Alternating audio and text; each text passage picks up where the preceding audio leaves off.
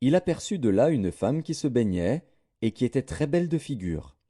David fit demander qui était cette femme, et on lui dit, n'est-ce pas Bathsheba, fille d'Éliam, femme d'Uri, le Hétien? Et David envoya des gens pour la chercher. Elle vint vers lui, et il coucha avec elle. Après s'être purifiée de sa souillure, elle retourna dans sa maison. Cette femme devint enceinte, et elle fit dire à David, Je suis enceinte.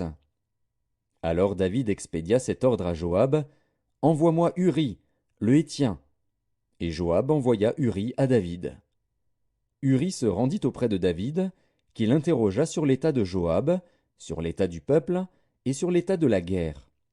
Puis David dit à Uri, Descends dans ta maison, et lave tes pieds. Uri sortit de la maison royale, et il fut suivi d'un présent du roi.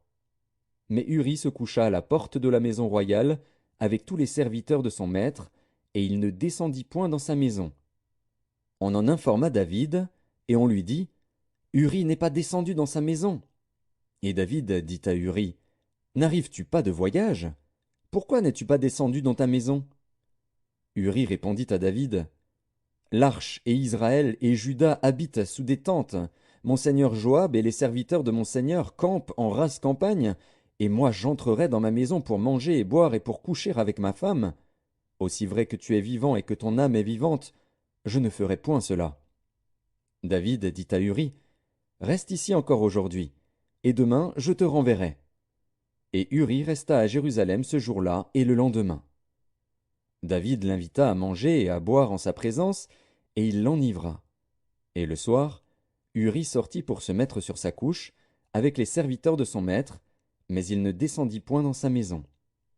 Le lendemain matin, David écrivit une lettre à Joab, et l'envoya par la main d'Uri. Il écrivit dans cette lettre, Placez Uri au plus fort du combat, et retirez-vous de lui, afin qu'il soit frappé et qu'il meure.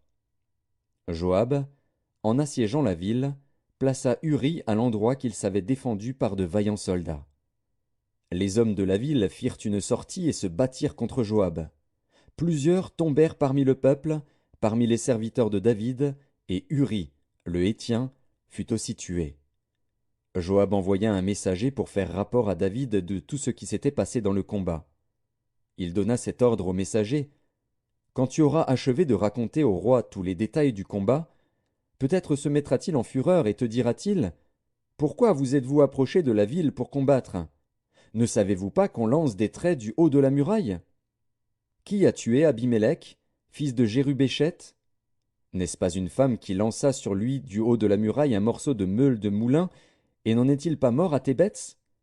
Pourquoi vous êtes-vous approché de la muraille? Alors tu diras, Ton serviteur Uri, le Hétien,